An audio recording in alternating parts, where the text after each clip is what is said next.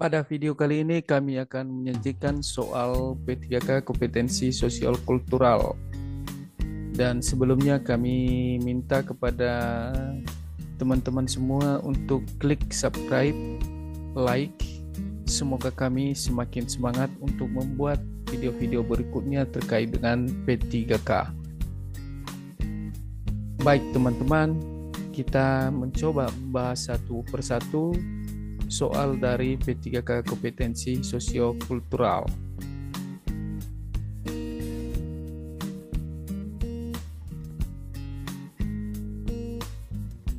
Baik, kita mulai dari nomor 1. Ini dia teman-teman, soal nomor 1 yang termasuk dampak negatif akibat keberagaman budaya kecuali menimbulkan konflik antar elit dan golongan politik. B. Sebagai alat bersatunya masyarakat walau berbeda agama. C. Menimbulkan krisis ekonomi dan moneter. D. Menimbulkan konflik antar suku bangsa. E. Menimbulkan konflik antar yang kaya dan miskin. Jadi kita mencari jawaban yang paling benar di antara 5 pilihan jawaban ini. Kita melihat dari soal ada kata kecuali. Kita melihat dari soal ada kata kecuali. Berarti dan di sini yang termasuk dampak negatif akibat keberagaman budaya kecuali. Jadi kita mencari jawaban yang paling benar. Kita lihat bagian A, menimbulkan konflik antar elit dan golongan politik. Ini termasuk dampak negatifnya. Padahal pertanyaannya adalah kecuali. Ini bagian A salah. Bagian B, sebagai alat bersatunya masyarakat walau berbeda agama. Katanya kan yang termasuk dampak negatif sebagai alat bersatunya masyarakat walau berbeda agama. Nah, ini memungkinkan jawaban benar karena ada kecuali. Menimbulkan krisis ekonomi dan moneter, ini termasuk dampak negatifnya. Dan D, menimbulkan konflik antar suku bangsa, ya termasuk dampak negatif. Menimbulkan konflik antar yang kaya dan miskin, ini termasuk dampak negatif. Padahal di soal ada kata kecuali. Jadi jawaban yang paling benar di sini adalah bagian B. Nomor 2. Contoh konflik yang disebabkan oleh kecemburuan Poso merupakan contoh konflik yang disebabkan karena bagian A, perbedaan agama Islam dan Kristen. Bagian C, B, perbedaan suku bangsa. C, perebutan kekuasaan.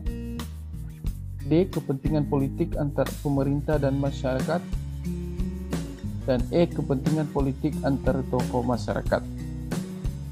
Jadi jawaban yang paling benar untuk jawaban nomor 2 ini adalah bagian A.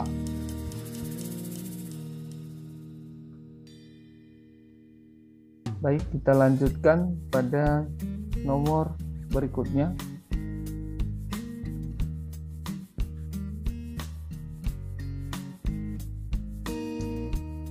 Nomor 3.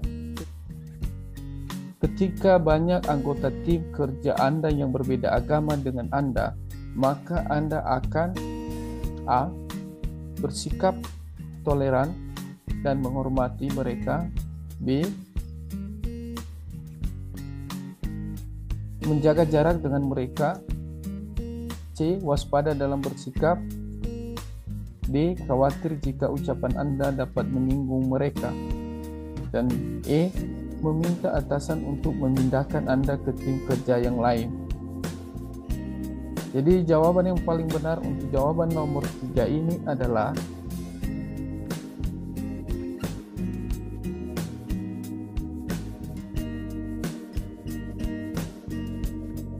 bagian A.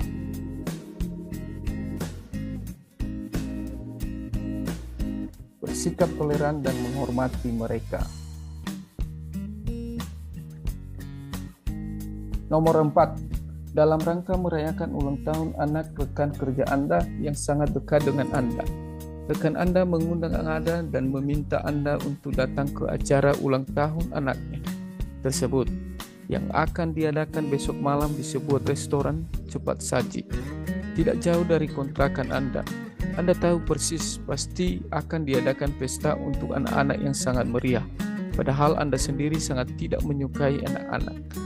Maka yang Anda lakukan adalah A. Menelepon dan memohon maaf karena tidak akan hadir dan memberi kado di lain kesempatan. B. Hadir sebentar saja, memberikan kado dan segera pulang untuk menghargai undangannya. C. Datang dengan ekspresi yang tidak menyenangkan karena banyak anak. D. Datang dan memberi kado dan mengikuti acara sampai selesai. E. Tidak datang tanpa konfirmasi apapun karena jika datang Anda akan merasa sangat terganggu dengan keberadaan anak-anak. Jadi tolong dijawab oleh teman-teman sebelum saya akan memberikan jawaban dari sini.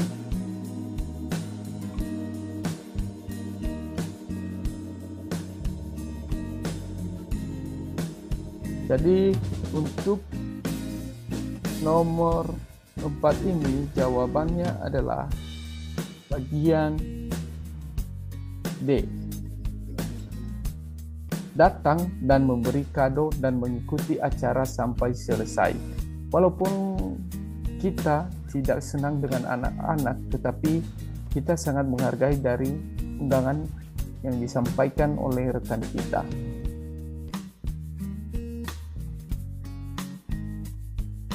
Itu dia untuk jawaban nomor 4. Kita teruskan nomor 5. Tertib sosial merupakan A. Suatu keadaan masyarakat teratur dan bersifat tetap dan tidak berubah. B. Pola perilaku anggota masyarakat dalam interaksi sosial.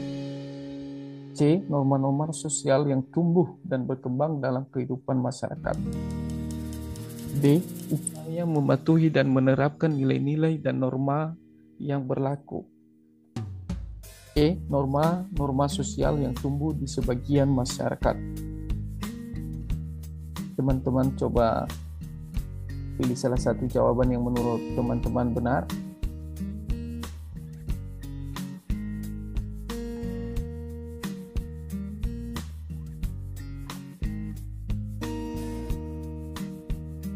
Jadi untuk jawaban nomor 5 ini adalah bagian D. Upaya mematuhi dan menerapkan nilai-nilai dan norma yang berlaku. Nomor 6 yang disebut dengan pembangunan nasional yaitu A. Pembangunan untuk lebih maju. B. Pembangunan suatu negara. D. C. Pembangunan menyeluruh. D. Pembangunan yang berbudaya. E. Pembangunan sesuai kemampuan. Jawaban untuk nomor 6 ini adalah bagian D. Pembangunan yang berbudaya. Baik, kita lanjut. Nomor 7. Kebudayaan nasional Indonesia berlandasan pada Undang-Undang Nomor 36 Tahun 1999.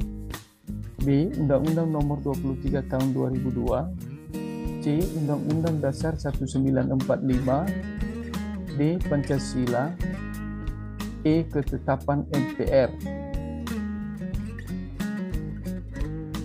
Kebudayaan nasional Indonesia berlandasan pada jawaban untuk nomor 7 adalah C. Undang-Undang Dasar 1945. Baik, kita lanjutkan. Nomor 8. Budaya lokal umumnya bersifat tradisional. B. Klasik. C. Modern. D. Antik. E. Terbelakang.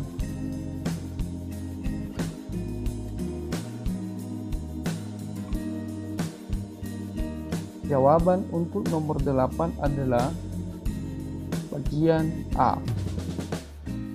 Budaya lokal umumnya bersifat tradisional.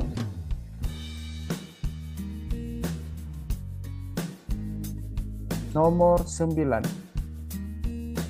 Ketika gagal mencapai sesuatu diinginkan, saya, bagian A, mencari dengan seksama siapa yang turut bertanggung jawab terhadap kegagalan saya.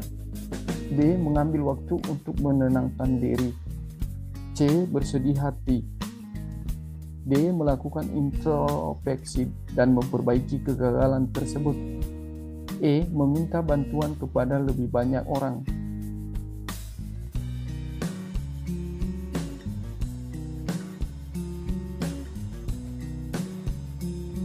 Jawaban yang paling tepat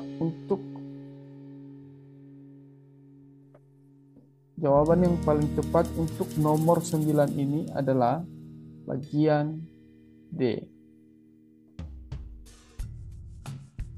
Ketika gagal mencapai sesuatu yang saya inginkan, saya melakukan introspeksi dan memperbaiki kegagalan tersebut.